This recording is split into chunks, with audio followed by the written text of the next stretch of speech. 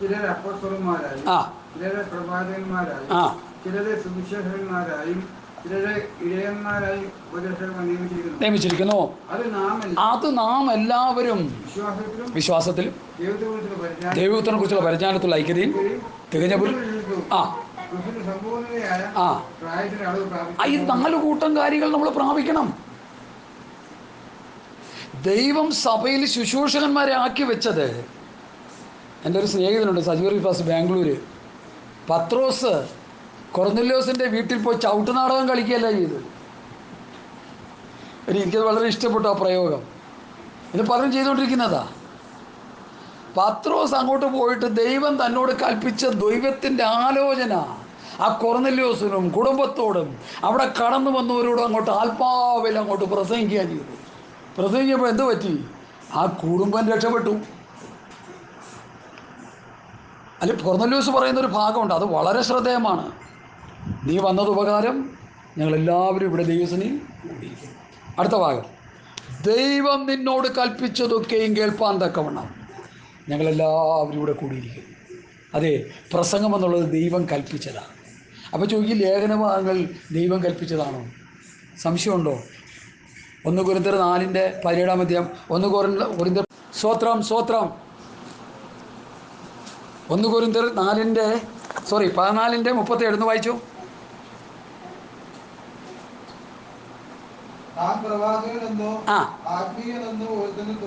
തോന്നുന്നുവെങ്കിൽ ഞാൻ നിങ്ങൾക്ക് എഴുതുന്നത് കർത്താവിൻ്റെ കൽപ്പനയാണ്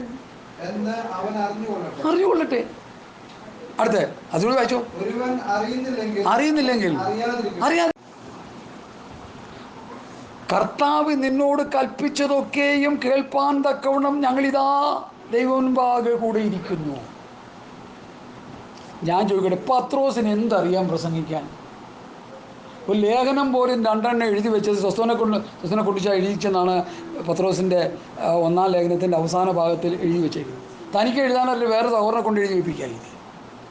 ആ പത്രോസ് പ്രാപിച്ച ആത്മശക്തിയോടെ എഴുന്നേറ്റ് കൊർന്നല്യോസിൻ്റെ ഭവനത്തിൽ യഥാർത്ഥ ദൈവവചനം തുറന്നു വെച്ചപ്പോൾ കൊർന്നല്യോസും കുടുംബവും രക്ഷപ്പെടാനിടയായി. ആ അവസാന ഭാഗത്ത് വീടടക്കം ആനന്ദിച്ചു എന്ന് എഴുതിയിരിക്കുന്നല്ലേ, സന്തോഷിച്ചു. അവര് ദൈവത്തിൻ്റെ പദ്ധതിയിൽ ആ കുടുംബം ചേർക്കപ്പെടാനിടയായി തീർന്നു. സഹോദരങ്ങളെ, എന്താ നമ്മൾ ഉദ്ദേശിക്കുന്നത്? അപ്പം അതുപോലെ ഈ കാലഘട്ടങ്ങളിൽ ദൈവവചനമെടുത്ത് പ്രസംഗിച്ച് ജനത്തെ കർത്താവിങ്കിലേക്ക് അടുപ്പിക്കുവാനും ദൈവസഭയുടെ യഥാർത്ഥ അംഗങ്ങളാക്കി തീർത്ത് നിത്യതയ്ക്ക് വേണ്ടി ഒരുക്കാനും ദൈവമാക്കി വച്ചിരിക്കുന്ന ഒരു വകുപ്പാണ് ദൈവസഭ. അത് എൻ്റർടൈൻമെൻറ്റ് ചെയ്യാനുള്ള ഒരു സ്ഥാപനം പോലെ ആയിത്തീർന്നു എന്നൊരു കർത്താവിൻ്റെ ദാസൻ പ്രസംഗിച്ചപ്പോൾ ഞാനതിന് 100% അടിവരയിട്ട് കൊടുത്തു. ഈയിടയ്ക്ക് ഒരാൾ എന്നോട് വിളിച്ച് പറഞ്ഞു, ഞങ്ങളുടെ ചർച്ചിലൊരു മീറ്റിംഗ് നടന്നു, സഭായോഗം കഴിഞ്ഞതിന് ശേഷം യൂത്ത്സിന് വേണ്ടിയൊരു മീറ്റിംഗ് ഉണ്ടായിരുന്നു. അതിൽ സ്പൂണ് വായിൽ കടിച്ച് പിടിച്ചൊരു നാരങ്ങ വെച്ച് ഓടി എനിക്ക് ഫസ്റ്റ് കിട്ടിയത്. എന്താ നമ്മളതിൽ നിന്ന് മനസ്സിലാക്കേണ്ടത്? അതാണ് ഞാൻ പറഞ്ഞു, എൻ്റർടൈൻമെൻറ്റ്, ടൈം പാസ്, സ്വത്രം, സമയം പോകാൻ വേണ്ടിയുള്ള ചില സംവിധാനങ്ങൾ സഭയിൽ ഉണ്ടാക്കി വെച്ചിരിക്കുക. ഞങ്ങളെ കർത്താവിൻ്റെ ദാസൻ പറഞ്ഞൊരു ഉദാഹരണം ഞാനിപ്പോഴും ഓർത്തു പോവുകയാണ്. ബോംബെയിൽ പാകിസ്ഥാൻ ഇന്ത്യയുമായിട്ട് ക്രിക്കറ്റ് കളി നടക്കുന്ന സമയത്ത് സഭായോഗം നടക്കുക. യൂത്ത്സായിട്ടുള്ള 10-15 വയസ്സുള്ള കുഞ്ഞുങ്ങളെല്ലാം കമന്ന് കിടന്ന് പ്രാർത്ഥിച്ചുകൊണ്ടിരിക്കുക. അപ്പോൾ പാച്ച് നോക്കിയപ്പോൾ ഇവന്മാരെല്ലാം ഫോണും വെച്ച് കമന്ന് കിടന്ന് റൺ റേറ്റ് അറിഞ്ഞുകൊണ്ടിരിക്കുക. ശ്രദ്ധിക്കണേ, എത്ര അപകടകരമായ അവസ്ഥയിലേക്ക് നമ്മൾ പോവുകയെന്ന്. പാസ് അതിലും വലിയ ക്രിക്കറ്റ് ഭ്രാന്തനാണ്. പാസ് എഴുന്നേറ്റൊരു പ്രസ്താവന നടത്തി, കുഞ്ഞുങ്ങളെ നിങ്ങളിങ്ങനെ കിടന്ന് കഷ്ടപ്പെടണ്ട, നമുക്ക് പെട്ടെന്ന് സഭായോഗം തീർത്തിട്ട് ഒരു വലിയ TV എൻ്റെ കയ്യിലുണ്ട്, അത് നമുക്ക് ഹോളിൽ കൊണ്ടുവന്ന് നമുക്ക് എല്ലാവർക്കും കാണാം. അതുകൊണ്ട് അല്പസമയം നിങ്ങളെല്ലാവരും കൂടി എന്ത് ചെയ്യുക, ഒന്ന് സഹകരിക്കുക, നമുക്കിതൊന്ന് ഓടിച്ചങ്ങ് തീർക്കാം. എങ്ങനെയുണ്ട്? ഞാനിത് പറയുന്നത് ഒരു തിരുത്തൽ ആവശ്യമുണ്ട്. ഇന്നത്തെ സഭകൾക്ക്, ശുശ്രൂഷാവൃന്ദങ്ങൾക്ക് ഒരു തിരുത്തൽ ആവശ്യമുണ്ട്. ഇല്ലെങ്കിൽ കർത്താവിന് പകരം വേറൊരു കർത്താവിൻ്റെ അടിമകളായി നമ്മൾ പോകും. എനിക്കത് പറയാൻ വലിയ സന്തോഷവും പ്രത്യാശയുമുണ്ട്. കാരണം നമ്മൾ കാത്തിരിക്കുന്നത് നമ്മുടെ കർത്താവിൻ്റെ വരവാണ്. വെളിപ്പാട് പുസ്തകം 21-ാം അധ്യായത്തിൻ്റെ 1 മുതൽ 5 വരെയുള്ള വാക്യങ്ങൾ നമ്മൾ പഠിച്ചു വരുമ്പോൾ ഞാൻ പറയാം, നിങ്ങൾ വേണമെങ്കിൽ കുറിച്ചിട്ട് വായിച്ചോ. കഷ്ടതയില്ലാത്ത, കണ്ണുനീരില്ലാത്ത, ദുഃഖമില്ലാത്ത, മരണമില്ലാത്ത, മുറവിളിയില്ലാത്ത ഒരു രൂപാന്തര ശരീരത്തിന് വേണ്ടിയാണ് നമ്മൾ കാത്തിരിക്കുന്നത്. ദൈവരാജ്യത്തിൽ പോയി ആ സ്വർഗീയ സന്തോഷം അനുഭവിച്ച് കർത്താവുമായിട്ടുള്ള ബന്ധത്തിലായിരിക്കാമെന്നുള്ള പ്രത്യാശയാണ് നമ്മളെ മുമ്പോട്ട് നയിക്കുന്ന ഘടകം. ഈ ഭൂമിയിൽ ഞാനും നിങ്ങളും യഥാർത്ഥമായി കർത്താവിനെ സേവിക്കുന്നവരാണെങ്കിൽ നമ്മൾ നേരത്തെ വായിച്ച 1 കൊരിന്ത്യർ ലേഖനം 4-ാം അധ്യായത്തിലെ 11, 12, 13 ഗ്രൂപ്പിൽ നമ്മളായിരിക്കും. അല്ല, സുവിശേഷം പ്രസംഗിച്ച് സൂര്യന്മാരായി നമ്മൾ ജീവിക്കുന്നെങ്കിൽ നമ്മുടെ ആത്മരക്ഷയെക്കുറിച്ച് നമ്മൾ പുനഃപരിശോധന നടത്തേണ്ടത് ആവശ്യം. കർത്താവിൻ്റെ ശിഷ്യന്മാർക്ക് എന്നും കഷ്ടതകളും ബുദ്ധിമുട്ടുകളും ഞെരുക്കങ്ങളുമായിരുന്നു. പ്രവൃത്തി പുസ്തകത്തിലൊരു വാക്യം ഞാൻ എപ്പോഴും പ്രസംഗിക്കാറുണ്ട്, അത് ഇന്നും പറയുക. ഇങ്ങനെ നാം അനേക കഷ്ടങ്ങളിലൂടെ ദൈവരാജ്യത്തിൽ കടക്കേണ്ടതാണ്. കഷ്ടത ഇന്ന് സ്വത്രം കഷ്ടത വേണ്ട ഇന്നത്തെ സഹോദരന്മാർ. കഷ്ടത എന്നുള്ളത് പാസ്റ്റർമാർക്കോ വിശ്വാസികൾക്കോ ഇഷ്ടപ്പെടാത്തൊരു സബ്ജക്റ്റായി മാറി. ഞാനതിന് പറയുന്ന കാര്യം, കഷ്ടതയുടെ മർമ്മം എന്താണെന്ന് ഈ കുഞ്ഞുങ്ങൾക്ക് അറിയത്തില്ല. കുഞ്ഞുങ്ങളെന്ന് പറഞ്ഞാൽ ആത്മീയ ശിശുക്കളല്ലേ. ഈ കഷ്ടതയെ ശാസിക്കുന്നവരൊക്കെ ശിശുക്കളാ. കഷ്ടത വേണ്ടെന്ന് പറയുന്നവർ ശിശുക്കളാ. കഷ്ടതയിലൂടെ നമ്മൾ തികഞ്ഞു വരാനായിട്ട് ദൈവപുത്രനായ യേശുക്രിസ്തു തികഞ്ഞു വന്നു എന്ന് പത്രോസ് സാക്ഷ്യപ്പെടുത്തുന്നു. പുത്രനെങ്കിലും അനുഭവിച്ച കഷ്ടങ്ങളാൽ അനുസരണം പഠിച്ച് തികഞ്ഞവനായി. ക്രിസ്തു നിങ്ങൾക്ക് വേണ്ടി ഒരു കഷ്ടം അനുഭവിച്ചു. അവൻ്റെ കാൽച്ചുവട് പിന്തുടരുവാൻ നിങ്ങൾക്കൊരു മാതൃക. 1 പത്രോസ് 2:21, മറ്റേത് എബ്രായ ലേഖനത്തിലെ വാക്യമാണ്. അപ്പം കഷ്ടതകളിലൂടെ ദൈവപുത്രനായ യേശുക്രിസ്തു തികഞ്ഞു വരണമെങ്കിൽ ദൈവമക്കളെന്ന് പറയുന്ന ക്രിസ്തുവിൻ്റെ സഹോദരന്മാരായ നമ്മൾക്കും കഷ്ടങ്ങളിലൂടെ എന്ത് വേണം? തികഞ്ഞു വരണം. അപ്പോൾ കഷ്ടത വേണ്ടെന്ന് പറഞ്ഞാലോ? എപ്പോഴും പറയുന്ന കാര്യങ്ങളൊക്കെ ഇത് പുതുമയായിട്ടിരിക്കുന്നില്ല. തിരുവനന്തപുരത്തൊരു സഹോദരനുണ്ട്, കഷ്ടതയെ ശാസിച്ച് അവസാനം കഷ്ടത മുഴുവൻ പോയി പുള്ളി വലിയ കോടീശ്വരനായി. ദൈവകൃപയുടെ ഒരംശം പോലും പുള്ളിയിൽ ഞാൻ നോക്കിയിട്ട് കാണാനുമില്ല. ആള് പോയി, ദൈവസന്നിധിയിൽ നിന്ന് പോയി. അതിൻ്റെ വിശദാംശങ്ങളിലേക്ക് ഞാൻ കടക്കുന്നില്ല. ദൈവമക്കളെ, സത്യവേദ പുസ്തകത്തിൽ, എസ്പെഷ്യലി പുതിയ നിയമത്തിൽ, കഷ്ടത എന്നുള്ള സബ്ജക്റ്റ് വളരെ പ്രധാനപ്പെട്ട, ഇതിനിടയ്ക്ക് കയറി വന്നുകൊണ്ട് ഞാൻ പറഞ്ഞു പോയെന്നുള്ളൂ. ഞാൻ വിഷയത്തിലേക്ക് മടങ്ങി വരുന്നുണ്ട്. കഷ്ടത എന്നുള്ളൊരു സബ്ജക്റ്റ്, അത് ക്രിസ്തുവിൽ തികഞ്ഞു വരുവാൻ ദൈവവചനത്തിലൂടെ അപ്പോസ്തലന്മാർ നമുക്ക് ഉപദേശം തന്നിരിക്കുക. റോമാലേഖനം 3-ാം അധ്യായത്തിൻ്റെ 5-ാം വാക്യമാണെന്ന് തോന്നുന്നു. കഷ്ടത സഹിഷ്ണുതയും, സിദ്ധത പ്രത്യാശയും ഉളവാക്കുന്നു എന്നറിഞ്ഞ് കഷ്ടങ്ങളിലും. അയ്യോ, അങ്ങനെ പ്രശംസിക്കുമോ? കഷ്ടതകളിൽ പ്രശംസിക്കുമോ? ഇവിടെ ഒരു പാസ്റ്റർ പറഞ്ഞു, കഷ്ടതയെ യേശുവിൻ്റെ നാമത്തിൽ വിചാരി എന്ന് പറഞ്ഞ് ശാസിക്കാൻ പറഞ്ഞപ്പോൾ കഷ്ടതയെ പ്രശംസിക്കാൻ പൗലോസ് പറയും. ഇത് ആര് പറഞ്ഞ് നമ്മൾ എടുക്കണം? സഹോദരങ്ങളെ, ഞാൻ എൻ്റെ വിഷയത്തിലേക്ക് മടങ്ങി വരട്ടെ. അപ്പോൾ എഫേസ്യ ലേഖനം 4-ന്റെ 11-ാം വാക്യത്തിൽ 4 വിധ ശുശ്രൂഷ വൃന്ദങ്ങളെക്കുറിച്ച് പൗലോസ് അവിടെ പറയുന്നു. ഈ 4 വിധ ശുശ്രൂഷ വൃന്ദങ്ങൾ, അവസാനത്തെ 2 ഒരാൾ തന്നെ ചെയ്യേണ്ടതാണ്. അതിനെ 5ആയിട്ട് പഠിപ്പിക്കുന്നവരുണ്ട്, ആയിക്കോട്ടെ, കുഴപ്പമില്ല, നമ്മൾക്കതിൽ മസിൽ പിടുത്തമൊന്നുമില്ല. 4 5 ആയിക്കോ. ആ 5 ആയിക്കോ, ആ ശുശ്രൂഷകൻ്റെ പ്രവൃത്തി ചെയ്താൽ മതി. 5ആയിട്ട് വാദിക്കുന്നു. ഏത് വിഷയം പറഞ്ഞാലും ഒരു ഗ്രൂപ്പുണ്ട്, അതിനെ എതിർക്കുന്നവരുണ്ട്. ഞാനതിന് അവരോട് എതിർക്കാനൊന്നും പോകത്തില്ല. വചനം പറഞ്ഞിട്ട് ഞാനങ്ങ് പോകത്തേ ഉള്ളൂ. ഇവിടെ 4 വിധ 5 വിധ ശുശ്രൂഷകന്മാരെ ആക്കി വെച്ചു എന്ന് പറഞ്ഞാലും എന്താണ് അവരുടെ ശുശ്രൂഷ? അവരാൽ ഉപദേശം കേട്ട് വരുന്നവരുടെ വിശ്വാസം ഒന്നായിരിക്കണം. വിശ്വാസത്തിൽ ദൈവപുത്രനെ കുറിച്ചുള്ള പരിജ്ഞാനം ഒന്നായിരിക്കണം. വിശ്വാസത്തിൽ ദൈവത്തിനെ കുറിച്ചുള്ള പരിജ്ഞാനത്തിലുള്ള ഐക്യത, തികഞ്ഞ പുരുഷത്വം, വളർച്ചയുള്ള ദൈവമക്കളായിരിക്കണം. ശിശുക്കളാകരുത്. ഉപദേശം കേട്ട് വളർച്ചയുള്ളവരാകണം. ഇവിടെ ഒരു കൊച്ചുണ്ട്, മോളുടെ കൊച്ചാ.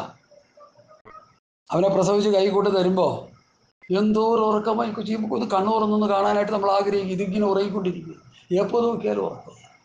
അപ്പോൾ എനിക്ക് മനസ്സിലായി, ഈ ഉറക്കം വെറുതെ അല്ല, പൗലൂസ് പറയുന്ന ഉറക്കം. എടുക്കട്ടെ, എബ്രായ ലേഖനം 5-ാം അധ്യായം, അതിലത്തെ ഉറക്കമായിരുന്നു. പിന്നീട് ഞാനത് മനസ്സിലാക്കിയത്.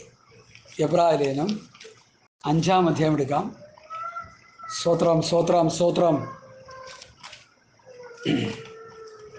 5-ാം അധ്യായത്തിൻ്റെ വളരെ ശ്രദ്ധേയമായൊരു പഠനമാണത്. നമ്മൾ ശരിക്കതൊന്ന് പഠിച്ച് മനസ്സിലാക്കി പോകണം. 11 മുതലുള്ള വാക്യങ്ങൾ വായിച്ചാൽ ഇതിനെക്കുറിച്ച് ഞങ്ങൾക്ക് വളരെ പറവാനുണ്ട്. എങ്കിലും നിങ്ങൾ കേൾക്കാൻ മാന്യമുള്ളവരായി തീർന്നതുകൊണ്ട് തെളിയിച്ചു തരുവാൻ വിഷമം. ഒരു നിമിഷം സഹോദരാ നിൽക്കണേ. ആത്മീകമായ ഗഹനമായ വിഷയങ്ങൾ 5-ാം അധ്യായത്തിൽ പൗലോസ് പഠിപ്പിച്ച് വരുമ്പോൾ ഒത്തിരി കാര്യങ്ങൾ നിങ്ങളോട് എനിക്ക് പറയാനുണ്ട്. പക്ഷേ നിങ്ങൾ കിടക്കുന്ന അവസ്ഥ ശൈശവാവസ്ഥയാണ്. അതിനെക്കുറിച്ചാണ് പറയുന്നത്. വായിക്കാം. കാലം നോക്കിയാൽ ഇപ്പോൾ ഉപദേഷ്ടാക്കന്മാരായിരിക്കേണ്ടുന്ന നിങ്ങൾക്ക് ദൈവത്തിന്റെ അരുളപ്പാടുകളെ ആദ്യ പാഠങ്ങളെ തന്നെ വീണ്ടും ഉപദേശിച്ചു തരുവാൻ ആവശ്യമായിരിക്കുന്നു. എന്താ കാര്യം? ആത്മീയ ശിശുക്കളായിട്ട് കിടക്കുക. എബ്രാഹിം വിശ്വാസികളെ കുറിച്ച് പറയുക. അടുത്ത കട്ടിയാനുള്ള ആഹാരമല്ല പാലത്രേ നിങ്ങൾക്ക് ആവശ്യമെന്ന് വന്നിരിക്കുന്നു. പാൽ കുടിക്കുന്നവനെല്ലാം വചനത്തിൽ പരിചയമില്ലാത്തവനത്രേ. അടുത്ത അവൻ ശിശുവല്ലോ. കട്ടിയായുള്ള ആഹാരം നന്മതിന്മകളെ തിരിച്ചറിയുവാൻ ഇന്ദ്രിയങ്ങളുള്ളവരായ പ്രായം തികഞ്ഞവർക്കേ പറ്റുകയുള്ളൂ. മനസ്സിലായില്ലേ? കട്ടിയായുള്ള ആഹാരം കഴിക്കാൻ പറ്റുന്നില്ല. ഇനി 1 കൊരിന്ത്യർ 3-ാം അധ്യായത്തിന്റെ 1-2 വാക്യം കൂടി ഒന്ന് വായിക്കാം. 1 കൊരിന്ത്യർ 3-ന്റെ 1-2 വാക്യം കൂടി പോയി. അപ്പൊ ചേർത്ത് വരുമ്പോ ലിങ്ക് ചെയ്യുമ്പോ നമുക്ക് വിഷയം. സഹോദരന്മാരെ, നിങ്ങളോട് എനിക്ക് ആത്മീയരോട് എന്ന പോലെ അല്ല ജഡീകന്മാരോട് എന്ന പോലെ ക്രിസ്തുവിൽ ശിശുക്കളായവരോട് എന്ന പോലെ എത്രയും സംസാരിപ്പാൻ കഴിഞ്ഞുള്ളൂ. ക്രിസ്തുവിൽ ശിശുക്കൾ രക്ഷിക്കപ്പെട്ടു, സ്നാനപ്പെട്ടു, പരിശുദ്ധാംശം പ്രാപിച്ചു, അന്യഭാഷ പറയുന്നു, പ്രവചിക്കുന്നു, പാടുന്നു, പ്രാർത്ഥിക്കുന്നു, എല്ലാം ചെയ്യുന്നു. പക്ഷേ ശിശുക്കളായിട്ട് കിടക്കും. പാലത്രേ ഞാൻ നിങ്ങൾ ഇന്നും അടുത്ത നിങ്ങൾക്ക് കഴിവില്ലായിരുന്നു, ഇപ്പോഴും കഴിവായിട്ടില്ല, ഇന്നും നിങ്ങൾ ജഡീകന്മാരല്ലോ. അവിടെ നിൽക്കട്ടെ. ജഡീകന്മാരല്ലോ. ഞാൻ പറഞ്ഞല്ലോ, പ്രാർത്ഥിച്ച് എൻ്റെ കൈ കൊണ്ട് തന്നാ കുഞ്ഞാ നടക്കുന്നത്, ഓടി നടക്കുന്നു. എന്തൊക്കെ വർത്തമാനം പറയണമെന്നറിയാം. ഞങ്ങളെല്ലാവരും ശാസിക്കും, തർജ്ജനം ചെയ്യും. ചിലപ്പോൾ അതുമിതൊക്കെ എന്തൊക്കെ ബഹളമാണ്, പാട്ട് പാടും, ഒത്തിരി കാര്യങ്ങൾ അവർ ചെയ്യുന്നുണ്ട്. കാരണം അവൻ ശൈശവാവസ്ഥയിൽ നിന്ന് അവൻ വളർച്ച പ്രാപിച്ചു. അത് ജഡപ്രകാരം ശിശു വളർന്ന് പക്വതയിലേക്ക് വന്നുകൊണ്ടിരിക്കുക. എവിടെ രക്ഷിക്കപ്പെട്ട ക്രിസ്ത്യാനി വളരുന്നു? രക്ഷിക്കപ്പെട്ട വിശ്വാസികൾ എന്ന് പറയുന്നവർ എവിടെ വളരുന്നു? എവിടെ അവരെ വളർത്തുന്നു? വിഷയം. സഭകളിൽ വിശ്വാസികളെ വളർത്തുന്ന ശുശ്രൂഷകന്മാരെവിടെ?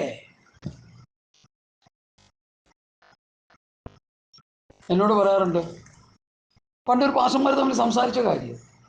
ഇത് നിങ്ങൾ കർത്താവിൻ്റെ വേലക്കാരായതുകൊണ്ടാണ് നിങ്ങളോട് ഞാൻ ഈ പറയുന്നത്. അവർ തമ്മിൽ ചോദിക്കുക, ചോദിക്കുന്ന ഭാഷ തന്നെ കൊള്ളത്തില്ല. എടാ നിനക്കെന്തോ കിട്ടൂടാ? എനിക്കൊരു സകല ചെലവും കഴിഞ്ഞൊരു 6,000 രൂപ മിച്ചം പിടിക്കാൻ കഴിയും. നിനക്കോ? എനിക്കതിൻ്റെ ഡബിൾ കിട്ടൂ. ആരാ പറയുന്നത്? പാസ്റ്റർമാരാന്നർത്ഥം. എന്താ ഞാനിതിനെക്കുറിച്ച് പറയേണ്ടത്? കൂടിപ്പോയതുകൊണ്ട് ഒന്നും പറയുന്നില്ല. അപ്പൊ എന്തെങ്കിലും കിട്ടിപ്പോരാണോ നമ്മുടെ ലക്ഷ്യം? ഞാൻ ജോലി കഴിഞ്ഞ് വന്ന ആളാ. ജോലി കഴിഞ്ഞ് വന്നുകൊണ്ട്, ജോലി ഉപേക്ഷിച്ച് വന്നുകൊണ്ട് 10 ചക്രം ഉണ്ടായിക്കളയാമെന്നാണോ എൻ്റെ ചിന്ത? എന്നെങ്കിൽ പോയി എൻ്റെ കർത്താവിന് വേണ്ട. ഹല്ലേലൂയ. എൻ്റെ ലക്ഷ്യം പൈസ ഉണ്ടാക്കുന്നുള്ളതല്ല. എൻ്റെ ലക്ഷ്യം കുടുംബം പോറ്റുക എന്നുള്ളതല്ല.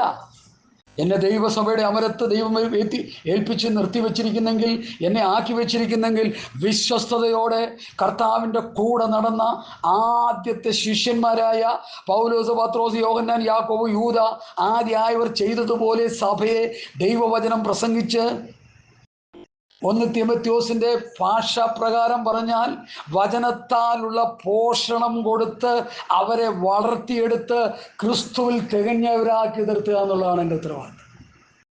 അത് നാം ചെയ്യുന്നില്ലെങ്കിൽ ഇവിടെ സഹോദരൻ പറഞ്ഞ പോലെ പരിശുദ്ധാത്മാവിനെ ദുഃഖിപ്പിക്കുക. ശരിയല്ലേ? നമ്മുടെ കാര്യങ്ങളൊക്കെ നടക്കും. നമ്മുടെ കഞ്ഞൂടി നടക്കും. കൊച്ചുങ്ങളെ പഠിപ്പിക്കാം, ഡോക്ടറെ പഠിപ്പിക്കാം, ഡോക്ടറാക്കാം, നഴ്സുമാരാക്കാം. ഒരു സഹോദരൻ കയ്യിൽ കാശില്ലെങ്കിൽ നേഴ്സിനെ പഠിപ്പിച്ചുകൊണ്ടിരിക്കുക. വളരെ ബുദ്ധിമുട്ടിയാണ് പഠിപ്പിക്കുന്നത്. ഇപ്പം ഞാനായിരിക്കും, എന്തിനാ ഇത്രയും ബുദ്ധിമുട്ടുന്നത്? ഉള്ളതുപോലെ ചെയ്താൽ പോരെ? ഉള്ളത് കൊണ്ട് തൃപ്തിപ്പെട്ടാൽ പോരെ? ആ ഒരു അവസ്ഥയിലേക്ക് കൊണ്ടുവന്നിട്ട് അതിനെ പഠിപ്പിക്കാൻ പറ്റാണ്ട് കിടന്ന് വളരെ കഷ്ടപ്പെടുക. താൻ അനുഭവിക്കുന്ന സാമ്പത്തിക ഞെരുക്കം വളരെ വലുതാണ്. അല്ല, ആളും പേരും ഒന്നും ഞാൻ പറയുന്നില്ല. അപ്പോൾ നിങ്ങൾ നമുക്ക് ബുദ്ധിമുട്ടില്ല. താനിത് കേൾക്കുന്നുണ്ട് ഈ മെസ്സേജ്, കേട്ട് മാനസാന്തരപ്പെടട്ടെ. അത് തന്നെയായി പറയുന്നത്. ഹല്ലേലൂയ. ഉള്ളതുകൊണ്ട് തൃപ്തിപ്പെടുവാൻ ദൈവദാസന്മാർ പഠിക്കണം. ജനത്തെ കർത്താവിൻ്റെ വരവിന് വേണ്ടി ഒരുക്കി നിർത്തി നിത്യതയ്ക്ക് വേണ്ടി ഒരുക്കുന്ന മഹത്തരമായ ശുശ്രൂഷയാണ് ദൈവം ചെയ്തിരിക്കുന്നത്, നമ്മളെ കൊണ്ട് ചെയ്യാൻ ആഗ്രഹിക്കുന്നത്. റോമാലേഖനം 15-ാം അധ്യായത്തിൻ്റെ 18-ാം വാക്യം ഈ ദിവസങ്ങളിൽ ഞാൻ പാസ്റ്റർമാരോട് പ്രസംഗിച്ചുകൊണ്ടിരിക്കുക. നിങ്ങളൊന്ന് കേട്ട് എന്താ വായിക്കും? 15-ന്റെ 18 വായിച്ച്. റോമർ 15-ന്റെ 18 വായിച്ച്. എന്താ വാദം? ഈ പറയുന്ന കാര്യങ്ങളൊക്കെ നിങ്ങൾക്കറിയാവുന്ന കാര്യങ്ങൾ ഒന്നുകൂടി ഓർപ്പിച്ചുണർത്തുക ചെയ്യുന്നത്. അതാ വലിയ പ്രസവമായിട്ടൊന്നും ഇത് എടുക്കണ്ട. വായിക്കാം. ക്രിസ്തു ഞാൻ മുഖാന്തരം ജാതികളുടെ അനുസരണത്തിനായിട്ട് വചനത്താലും പ്രവൃത്തിയാലും അടയാളങ്ങളുടെയും അത്ഭുതങ്ങളുടെയും ശക്തി കൊണ്ട് പരിശുദ്ധാത്മാവിന്റെ ശക്തി കൊണ്ട് പ്രവർത്തിച്ചതല്ലാതെ മറ്റൊന്നും മിണ്ടുവാൻ ഞാൻ തുനിയുന്നില്ല. എൻ്റെ ഹൃദയത്തിൽ കർത്താവ് തന്നൊരു വാക്യമായത്. ഞാൻ ഞെട്ടിപ്പോയി. ഞാൻ കർത്താവിന് വേണ്ടി ഭയങ്കരമായിട്ട് പ്രവർത്തിച്ചുകൊണ്ടിരിക്കുക. നിങ്ങൾ ഓരോരുത്തരും കർത്താവിന് വേണ്ടി വലിയ അധ്വാനങ്ങൾ ചെയ്തുകൊണ്ടിരിക്കുക. നല്ല കാര്യമാണ്. പക്ഷേ ഈ വാക്യത്തിൽ പൗലോസ് പറഞ്ഞിരിക്കുന്നതിൻ്റെ അർത്ഥം മനസ്സിലാക്കുക. എന്താ എഴുതിയിരിക്കുന്നത്? ക്രിസ്തു ഞാൻ മുഖാന്തരം. ഇപ്പൊ പൗലോസ് അവിടെ ആരായി മാറി? ചില ഇംഗ്ലീഷ് വാക്കുകൾ, ഇപ്പൊ ചില അക്ഷരങ്ങളിൽ ഡി, ആർ ഇങ്ങനെയുള്ള കാര്യങ്ങൾ സൈലന്റ് ആയിരിക്കും. ചില ഇംഗ്ലീഷ് വേർഡ് ക്രിസ്തു തന്നിലൂടെ പ്രവർത്തിക്കുക അല്ലേ? ആ വാക്യത്തിൻ്റെ അർത്ഥം അങ്ങനെയല്ലേ? അല്ലേ? ശരിയല്ലേ? നിങ്ങൾക്ക് എന്നെ തിരുത്താനുള്ള സ്വാതന്ത്ര്യമുണ്ട്. ക്രിസ്തു എന്നിലൂടെ പ്രവർത്തിക്കുക, മറ്റൊന്നും മിണ്ടാൻ ഞാൻ തുനിയുന്നില്ല. ഇനി ഗലാത്യർ 2:20 കൂടി ഒന്ന് ലിങ്ക് ചെയ്യുമ്പോൾ സംഭവം പിടികിട്ടും. അതുകൂടി പറഞ്ഞേ. ഗലാത്യർ 2:20. ആ 2:20 ഗലാത്യർ 2:20. ഞാൻ ക്രിസ്തുവിനോട് കൂടി ക്രൂശിക്കപ്പെട്ടിരിക്കുന്നു. ജീവിക്കുന്ന ഞാനല്ല, ക്രിസ്തു അത്രേ. അപ്പൊ ക്രിസ്തു എന്നിൽ ജീവിക്കുക. ഇപ്പോൾ ഞാൻ ജഡത്തിൽ ജീവിക്കുന്നതോ എന്നെ സ്നേഹിച്ച് എനിക്ക് വേണ്ടി തന്നെത്താൻ ഏൽപ്പിച്ചു കൊടുത്ത ദൈവപുത്രന്റെ വിശ്വാസത്താൽ അത്രേ. അതാണ് നമ്മൾ ജീവിക്കുന്നത്. നമ്മളൊക്കെ ഇപ്പൊ അങ്ങനെ ജീവിക്കുക, പൗലോസിനിപ്പോ ജീവിക്കുക. പക്ഷെ പൗലോസിന്റെ ആത്മീയ കാഴ്ചപ്പാട് ക്രിസ്തു എന്നിൽ ജീവിക്കുക, ക്രിസ്തു എന്നിലൂടെ സംസാരിക്കുക, ക്രിസ്തു എന്നിലൂടെ പ്രവർത്തിക്കുക, ക്രിസ്തു എന്നിലൂടെ രോഗികൾക്ക് സൗഖ്യം കൊടുക്കുന്നു, ക്രിസ്തു എന്നിലൂടെ പലതും ചെയ്തുകൊണ്ടിരിക്കുന്നു. ഞാനങ്ങ് സൈലൻ്റ് ആയിരിക്കുക, ഞാനങ്ങ് ചത്തു, ഞാനങ്ങ് മരിച്ചു, ഞാനങ്ങ് അടക്കപ്പെട്ടു. ഞാൻ ക്രിസ്തുവിനോടുകൂടി ക്രൂശിക്കപ്പെട്ടു, മരിച്ചു, അടക്കപ്പെട്ടു. ഇതാണ് പൗലോസിൻ്റെ വിഷൻ. ഇതിലേക്ക് നമ്മൾ വരണം. അല്ലാതെ നമ്മളെ കൊണ്ടൊന്നും ചെയ്യാൻ പറ്റില്ല. ഞാൻ ഈ മുറിയിലിരുന്ന് കുത്തിയിരുന്ന് പ്രാർത്ഥിച്ചുകൊണ്ടിരിക്കുന്നതിന് ലക്ഷ്യം അതാ, കർത്താവ് എന്നിലൂടെ എന്തെങ്കിലും ചെയ്യണം. എനിക്കൊന്നും ചെയ്യാൻ കഴിയില്ല, എനിക്കതിനുള്ള അറിവില്ല, എനിക്കതിനുള്ള കഴിവില്ല, എനിക്കതിനുള്ള പ്രാപ്തിയില്ല. ഞാനൊരു സാധാരണ മനുഷ്യനാണ്. പൗലൂസിനെ കുറിച്ച് പത്രോസിനെ കുറിച്ച്, യോഹന്നാനെ കുറിച്ച് അങ്ങനെയല്ലേ പറഞ്ഞത്? ജനം പറഞ്ഞ അങ്ങനെയല്ലേ? ഇവർ സാധാരണ മനുഷ്യരും പഠിപ്പില്ലാത്തവരും അത്രേ. പക്ഷെ അതിൻ്റെ അടുത്ത വാക്യം നമ്മളാരും ശ്രദ്ധിക്കുന്നില്ല. അവർ യേശുവിനോടുകൂടി ആയിരുന്നു. കർത്താവിനോടുകൂടി പ്രാർത്ഥനയിലും വചനധ്യാനത്തിലും ആത്മീകമായി നമ്മൾ മുന്നേറുമ്പോൾ കർത്താവ് നമ്മളിലൂടെ പ്രവർത്തിക്കാനിടയായിത്തീരും. ഈ അപ്പോസ്തലന്മാരുടെ ജീവിതത്തിൽ അതാ സംഭവിച്ചത്. അവരങ്ങ് മരിച്ചു, അവരങ്ങ് മാറ്റപ്പെട്ടു. കർത്താവ് അവരിലൂടെ പ്രവർത്തിക്കുവാൻ അവരെ തന്നെ അങ്ങോട്ട് സമ്പൂർണ്ണമായി ഡെഡിക്കേറ്റ് ചെയ്തു, അങ്ങോട്ട് സമർപ്പിച്ചു കൊടുത്തു. ഞങ്ങളുടെ ബുദ്ധി കൊണ്ടോ, ഞങ്ങളുടെ ശക്തി കൊണ്ടോ, ഞങ്ങളുടെ കഴിവ് കൊണ്ടോ, ഞങ്ങളുടെ പ്രാപ്തി കൊണ്ടോ ഒന്നും നടക്കത്തില്ല കർത്താവേ, കർത്താവ് ഞങ്ങളിലൂടെ പ്രവർത്തിക്കണമേ എന്ന് പറഞ്ഞ് അവരങ്ങോട്ട് ഏൽപ്പിച്ചു കൊടുത്തു. അതിന് മഹാകവി സൈമൺ സാറ് പാടിയ ഒരു പാട്ട്, നീചരായി ഗണിച്ചിരുന്ന പേത്രനാദിയായ ധീവരരെ ശേഷി കൊണ്ട് അലങ്കരിച്ചു പരം പ്രേഷണം ചെയ്തവനിൽ ഗുരുക്കളായി. നീചരായി ഗണിച്ചിരുന്ന ആരാ നീചര്? മീൻ പിടിച്ച് കടന്നു. അടുത്ത് വന്നു കഴിഞ്ഞാൽ ചാളയുടെ മണവും ചൂരയുടെ മണവും ചെമ്മീൻ്റെ മണവും ഒക്കെ ആയിരിക്കും. അത് നീചരായി ഗണിച്ചിരുന്ന പേത്രനാദിയായ പത്രോസ് ആദിയായവരെ ശേഷി കൊണ്ട് അലങ്കരിച്ചു, പരിശുദ്ധാത്മാവിൻ്റെ ശക്തി കൊണ്ട് അലങ്കരിച്ചു, പരം പ്രേഷണം ചെയ്യുവാൻ യേശുക്രിസ്തുവിനെ പ്രസംഗിക്കുന്ന ഗുരുക്കളാക്കി പത്രോസ്, യോഹന്നാൻ, യാക്കോബ്, യൂദാ ആദിയായവരെ തീർത്തു എന്നാണ് ആ കവിവാക്യം. എത്ര മനോഹരം! ഒത്തിരി കവിതകളുണ്ടെങ്കിലും ഇതുപോലെ ഗുണമുള്ള കവിത വളരെ കുറവാണ്. കാരണം കർത്താവായ യേശുക്രിസ്തു അവരെ തെരഞ്ഞെടുത്തു, അവരെ പരിശുദ്ധാത്മാവിൻ്റെ ശക്തി കൊണ്ട് അവരെ അലങ്കരിച്ചു, അവരെ ശക്തിപ്പെടുത്തി, അവരെ ബലപ്പെടുത്തി 3.5 വർഷം കൂടെ കൊണ്ടു നടന്നു. കാര്യങ്ങളൊക്കെ പഠിപ്പിച്ചിട്ട് പറഞ്ഞു, എന്നോട് കേട്ട പിതാവിൻ്റെ വാഗ്ദത്തത്തിന് വേണ്ടി നിങ്ങൾ എന്ത് ചെയ്യണം? ചാടിക്കയറിയൊന്നും പോകരുത്, കാത്തിരിക്കാൻ പറഞ്ഞു. കാത്തിരുന്നു, ശക്തിപ്പെട്ടു പോയവർ പ്രവർത്തിച്ചു. അവരെക്കുറിച്ച് പ്രവൃത്തി പുസ്തകം 4-ാം അധ്യായം പറയുന്നത് അപ്പോസ്തലന്മാർ മഹാശക്തിയോടെ ബാക്കി കർത്താവായ യേശുക്രിസ്തുവിന്റെ പുനരുത്ഥാനത്തിന് സാക്ഷ്യം പറഞ്ഞു. നമ്മളിലൂടെ ശക്തി ഞാനത് കർത്താവിന് ശക്തിയല്ലേ, ശക്തി തരണം. പൈസ തരണേ നല്ല പ്രാർത്ഥിച്ചുകൊണ്ടിരിക്കണം, ശക്തി തരണം. എനിക്ക് ബലം വേണം, എനിക്ക് കൃപ വേണം, എനിക്ക് വചന വെളിപ്പാട് വേണം, എനിക്ക് ദർശനം വേണം, എനിക്ക് സ്വർഗീയമായ അനുഗ്രഹങ്ങൾ വേണം, എനിക്ക് കൃപാവരങ്ങൾ വേണം, എനിക്ക് ദൈവവുമായിട്ടുള്ള ബന്ധത്തിൽ മുന്നോട്ട് പോകണം, എനിക്ക് ദൈവശബ്ദം കേൾക്കണം, എനിക്ക് വചനത്തിൻ്റെ വെളിപ്പാട് വേണം. കാരണം പുതിയ നിയമസഭയെ അനുഗ്രഹിച്ചിരിക്കുന്നത് എഫേസ്യർ 1:3 ബോധ്യം നമുക്ക് എല്ലാവർക്കും ഉണ്ടല്ലോ അല്ലേ? സ്വർഗത്തിലെ സകല ആത്മീയ അനുഗ്രഹത്താൽ ക്രിസ്തുയേശുവിൽ നമ്മെ അനുഗ്രഹിച്ചിരിക്കുന്ന പിതാവാം ദൈവം വാഴ്ത്തപ്പെട്ടവൻ. അപ്പോൾ നമ്മെ ആത്മീയമായി അനുഗ്രഹിച്ചിരിക്കുക. ആ ബോധ്യം നമുക്കുണ്ടോ ഇന്ന് പോൽക്കാലം? ആത്മീകമായി നമ്മളെ അനുഗ്രഹിച്ചിരിക്കുന്നു എന്നുള്ള ബോധ്യം ദൈവദാസന്മാർക്കുണ്ടോ? അതോ ഭൗതികമായിട്ടാണോ അനുഗ്രഹിച്ചിരിക്കുന്നത്? ഇന്ന് കൊച്ചുപിള്ളേർ പ്രസംഗിച്ചുകൊണ്ടിരിക്കുന്നത് ദൈവം നിന്നെ അനുഗ്രഹിക്കും, ദൈവം നിനക്ക് റിയൽ എസ്റ്റേറ്റ് തരും, ദൈവം നിനക്ക് എന്താണ് അനുഗ്രഹത്തിൻ്റെ കാലവറ നിന്റെ മേൽ ചൊരിയാൻ പോവുക, ദൈവത്തിൻ്റെ തലമുറകളെ അനുഗ്രഹിക്കാൻ പോവുക. എവിടെ? തലമുറകളെല്ലാം തലയും കുത്തി കിടക്കുക. അപ്പം മാനസാന്തരപ്പെട്ട് വാഴാനായിട്ട് പ്രാർത്ഥിക്കാൻ പറയേണ്ടതിൽ വരാം. പറയുന്നത് എന്തൊക്കെ പ്രവാചകന്മാരൊക്കെ ദൂത് പറയുന്നത് ദൈവം നിന്നെ അനുഗ്രഹിക്കും. പണ്ടൊരു പാസ്റ്റർ ഒരു വീട്ടിൽ ചെന്ന് ഉപദേശമൊക്കെ പറഞ്ഞു വന്നപ്പോൾ പാസ്റ്ററോട് ആ കുടുംബത്തിലെ അദ്ദേഹം പാസ്റ്ററും ഭാര്യയും കൂടി പറഞ്ഞു, ഞങ്ങളുടെ മോന് വേണ്ടി പ്രാർത്ഥിക്കണേ. എന്താ കാര്യം എന്ന് ചോദിച്ചു. മോന് വേണ്ടി പ്രാർത്ഥിക്കാം, മോൻ എവിടെയാന്ന് ചോദിച്ചു. പാസ്റ്റർ വിളിച്ചു നോക്കാമ്മ, നമ്പർ കറക്കി കൊടുത്തു. നടന്ന സംഭവമാട്ടോ ഇത്. നമ്പർ കറക്കി കൊടുത്തു, മോൻ്റെ നമ്പർ വിളിച്ചു. മോനെ നിന്ന ആളാണോ? അതെ, ഞാൻ ആരാ വിളിക്കുന്നത്? അപ്പോൾ അവൻ്റെ ശബ്ദം കേട്ട് കഴിഞ്ഞാൽ ഏതാണ്ട് മുഖ്യമന്ത്രിയെ പോലെയാ. ആരാ വിളിക്കുന്നത്? ഞാനൊരു പാസ്റ്ററാ. എന്തിനാ വിളിക്കുന്നേ? ഞാൻ എൻ്റെ ഗേൾ ഫ്രണ്ടുമായിട്ട് ഇവിടെ മദ്യപിച്ചുകൊണ്ടിരിക്കുക, ഞങ്ങൾ സല്ലപിച്ചുകൊണ്ടിരിക്കുക. എന്താ ഇതിനിടെ ഡിസ്റ്റർബ് ചെയ്യാൻ നിങ്ങൾ എന്തിനാ വിളിച്ചത്? നിങ്ങൾ എന്തിനാ എൻ്റെ വീട്ടിൽ വന്ന്? ശകാരത്തിൻ്റെ ഒരു ശകാരം. എന്തോ പറ്റി? മക്കളെല്ലാം നാനാവിധാം ഇനമായിട്ട് ദൈവ വഴി വിട്ടുപോയി. പ്രവാചകൻ്റെ പ്രവചനം നിങ്ങളുടെ മക്കളിലൂടെ ഒരു ഭാവി ഉണ്ടാകാൻ പോകും. മക്കളെ തല്ലിക്കൊല്ലത്ത് ലോകക്കാർ തല്ലിക്കൊല്ലത്തക്ക നിലയിൽ ക്രിമിനൽ കുറ്റവാളികളായി അവർ പാപം ചെയ്തുകൊണ്ടിരിക്കുമ്പോൾ പ്രവാചകൻ കുടുംബത്തിൻ്റെ അകത്തളത്തിൽ വന്ന് പ്രവചിക്കുന്നത് എങ്ങനെയാണ്? നിങ്ങളുടെ മകന് വേണ്ടി ദൈവം ചിലത് കരുതി വെച്ചിട്ടുണ്ട്. ആ പ്രവചന ശബ്ദം ഇങ്ങനെ ആയിരുന്നെങ്കിലോ? നിങ്ങളുടെ മകന് വേണ്ടി പ്രാർത്ഥിക്ക്, അവനിതാ അവിശുദ്ധമായ കൂട്ടുകെട്ടിൽ, അവൻ മദ്യഷാപ്പിലും പാപത്തിൻ്റെ വഴികളിലൂടെ നടന്നുകൊണ്ടിരിക്കുന്നു എന്നൊരു പ്രവാചകൻ ആത്മാവിൽ പ്രവചിച്ചെങ്കിൽ നമ്മൾ 100% മാർക്കിട്ട് കൊടുത്തു തന്നെ. പക്ഷെ ഇന്നത്തെ പ്രവചനം എന്താ? പ്രവചനം 1 കൊരിന്ത്യർ 14:3 അതൊന്ന് വായിക്കാം, ഒന്ന് പഠിച്ചു നോക്കാം നമുക്ക് എന്താണെന്ന്, പ്രവചനം എന്താണെന്ന്. വിഷയങ്ങളിങ്ങനെ തെന്നി പോവുക, സോറിയില്ല, നമുക്ക് ആവശ്യമുള്ളത് തന്നെയാണ് പറയുന്നത്. പ്രവചിക്കുന്നവരോ ആത്മീയ വർധനയ്ക്കും പ്രബോധനത്തിനും ആസ്വാദനത്തിനുമായി മനുഷ്യരോട് സംസാരിക്കുന്നു. മതി. പ്രവചനത്തിന്റെ പ്രധാന ലക്ഷ്യം ഒന്ന് ആത്മീക വർധനവിന്.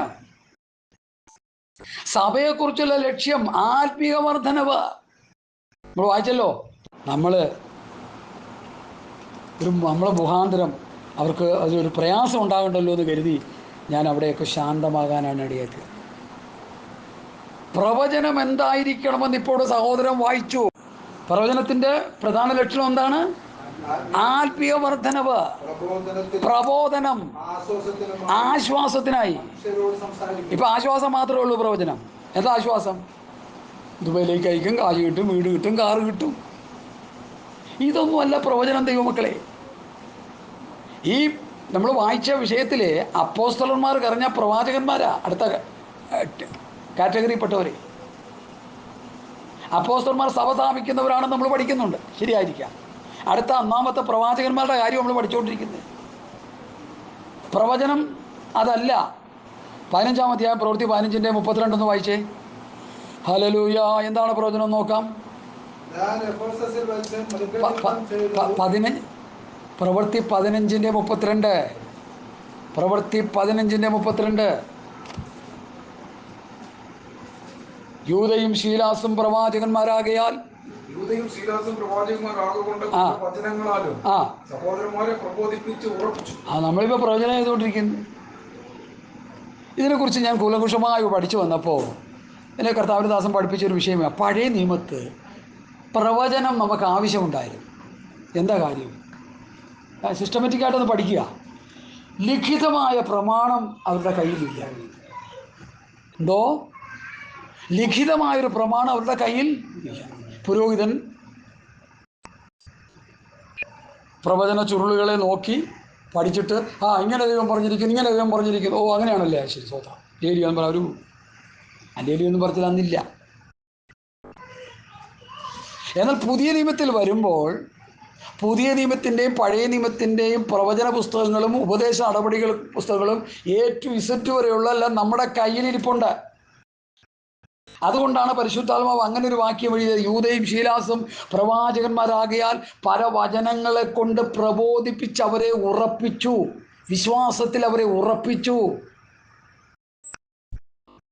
പ്രവൃത്തി 9:31 അല്ലേ, വിശ്വാസത്തിൽ ഉറപ്പിച്ചു, പ്രത്യാശയിൽ ഉറപ്പിച്ചു. കർത്താവിൻ്റെ വരവിൻ്റെ പ്രത്യാശയിൽ ജനത്തെ ഉറപ്പിച്ചു, വചനത്തിൽ ഉറപ്പിച്ചു. പ്രവൃത്തി 20:32 നിങ്ങൾക്ക് ആത്മീയവർദ്ധന വരുത്തുവാനും സകല വിശുദ്ധന്മാരോടുകൂടി അവകാശം തരാൻ കഴിയുന്ന ദൈവത്തിലും അവൻ്റെ കൃപയുടെ വചനത്തിലും ഞാൻ നിങ്ങളെ ഭരമേൽപ്പിക്കുന്നു. അപ്പോസ്തലൻ ദൈവസഭയെ ഭരമേൽപ്പിച്ചത് വചനത്തിലാണ്. കർത്താവ് യഹൂദന്മാരോട് പറഞ്ഞു, ന്യായപ്രമാണം അനുസരിച്ച് വരുന്ന യഹൂദന്മാരുടെ കർത്താവ് എന്താ പറഞ്ഞത്? നിങ്ങൾ എൻ്റെ വചനത്തിൽ നിലനിൽക്കുന്നുവെങ്കിൽ വാസ്തവത്തിൽ നിങ്ങൾ എൻ്റെ ശിഷ്യന്മാരായി. അപ്പോൾ വചനത്തിൽ നിലനിൽക്കുന്നില്ലെങ്കിലോ? ഏത് വചനത്തിൽ നിലനിൽക്കണം? എൻ്റെ വചനത്തിൽ. യഹൂദന്മാരോട് പറഞ്ഞതാ കർത്താവ്. ഇന്നത്തെ പെന്തക്കോസ്തുകാരോട് അത് പറയേണ്ട ഗതികെട്ട അവസ്ഥ വരുന്നതിൽ എനിക്ക് ദുഃഖമുണ്ട്. കർത്താവ് യഹൂദന്മാരോടാണ് പറഞ്ഞത്, നമ്മളാരോടാ പറയുന്നത്? പെന്തക്കോസ്തുകാരോടാണ്. അങ്കീർത്തന പഠിപ്പിക്കലൊക്കെ നിർത്തി എൻ്റെ വചനത്തിൽ നിലനിർത്തി വചനത്തെ പഠിപ്പിക്കാൻ പറഞ്ഞു. IPCയിലെ പ്രസിദ്ധനായൊരു പാസ്റ്ററുണ്ട്, PM ജോസഫ് എന്ന പേര്. അറിയോ? കണ്ടിട്ടുണ്ടോ? ഈ മെസ്സേജ് കഴിയുമ്പോൾ ഞാൻ എടുത്തു തരാം, ഫോണിലൊക്കെ എടുത്തു തരാം, നിങ്ങളുടെ ഫോണിലൊക്കെ എടുത്തു തരാം. കരുത്തനായൊരു മനുഷ്യൻ, എക്സ് മിലിറ്ററി കാരനാ, നല്ല ശക്തനായൊരു മനുഷ്യനാണ്. അദ്ദേഹം IPCയിലെ പാസ്റ്റർമാരോട് പറയുക, അദ്ദേഹം പറയുന്നതുകൊണ്ട് എനിക്കും പറയാം, അതുകൊണ്ട് ഒരു പേടിക്കേണ്ട കാര്യമില്ല. ആര് പേടിക്കാൻ? നമ്മുടെ സഹോദരന്മാർ, പാർട്ടി സഹോദരന്മാർ സങ്കീർത്തനമുള്ളതുകൊണ്ട് രക്ഷപ്പെട്ടു പോവുകയെന്ന്. അതിൻ്റെ അർത്ഥം എന്താ? പുള്ളി പറഞ്ഞതിൻ്റെ സങ്കീർത്തനം ഇല്ലെങ്കിൽ ചീട്ട് കീറിയത് തന്നെ. ഞാനതാ പറയണത്. ഞാൻ നിങ്ങളോട് കൽപ്പിച്ചതൊക്കെ പ്രമാണിപ്പാൻ തക്കോണം ഉപദേശിച്ചുകൊണ്ട് സകല ജാതികളെ ശിഷ്യരാക്കിക്കൊള്ളുന്ന കർത്താവ് എന്തിനാ പറഞ്ഞേ? കർത്താവ് പറഞ്ഞതിന് എന്ത് വില? ബഹുമാനപ്പെട്ട കർത്താവിൻ്റെ ദാസന്മാരെ ഞാൻ നിങ്ങളോട് ചോദിക്കുക, ഈ വാട്സപ്പിലും ടെലഗ്രാമിലും യൂട്യൂബിലൂടെ കേൾക്കുന്ന എല്ലാവരോടും ചോദിക്കുക, ഞാൻ നിങ്ങളോട് കൽപ്പിച്ചതൊക്കെ പ്രമാണിപ്പാൻ തക്കോണം ഉപദേശിച്ചുകൊണ്ട് സകല ജാതികളെ ശിഷ്യരാക്കിക്കൊള്ളുന്ന കർത്താവ് പറഞ്ഞ എന്തിനാ? ഞാൻ നിങ്ങളോട് കൽപ്പിച്ചത്. അപ്പം ഈ പുസ്തകത്തിൽ എന്തൊക്കെ കിടപ്പുണ്ട്? മോശ കൽപ്പിച്ചതുണ്ട്, പൗലൂസ് പറഞ്ഞതുണ്ട്, ശിഷ്യന്മാർ പറഞ്ഞതുണ്ട്. പിന്നെ ഇല്ല, ശിഷ്യന്മാർ പറഞ്ഞത് മുഴുവൻ പൗലൂസ് അപ്പോൾ കർത്താവ് പറഞ്ഞത് തന്നെയാണ് പറയുന്നത്. എല്ലാ കൂടുതലൊന്നും അവർ പറയുന്നില്ല, അവർക്ക് പറയാനൊന്നും അറിയില്ല. സ്തോത്രം. പ്രവാചകന്മാർ പറഞ്ഞതുണ്ട്, പിശാച് പറഞ്ഞതുണ്ട്, രാജാക്കന്മാർ പറഞ്ഞതുണ്ട്, പിന്നെ പ്രഭുക്കന്മാർ പറഞ്ഞതുണ്ട് എന്ന് വേണ്ട ഈ ലോകത്തിലുള്ള സകല കാറ്റഗറിപ്പെട്ടവർ പറഞ്ഞതൊക്കെ സത്യവേദ പുസ്തകത്തിലുണ്ട്. ഇതെല്ലാം കൂടി പഠിപ്പിച്ച് കർത്താവിൻ്റെ വരോട് ജനത്തെ ഒരുക്കാൻ നമുക്കാർക്കും പറ്റത്തില്ല. അതിനാ കർത്താവ് പറഞ്ഞു, ഞാൻ നിങ്ങളോട് കൽപ്പിച്ചതൊക്കെ പ്രമാണിപ്പാൻ തക്കവണ്ണം ഉപദേശിച്ചുകൊണ്ട് ഓൾ നേഷൻ, സകല ജാതികളെയും ശിഷ്യരാക്കി. അവരത് ചെയ്തു, നമ്മളത് ചെയ്യുന്നില്ലെന്നാണ് ഞാൻ കുറ്റമായിട്ട് പറഞ്ഞുകൊണ്ടിരിക്കുന്നത്. ആര് ചെയ്തു? കർത്താവിൻ്റെ കൂടെ നടന്ന ശിഷ്യന്മാർ. നമ്മൾ ചെയ്യുന്നില്ല. ചെയ്യാത്ത കാര്യം എന്താ?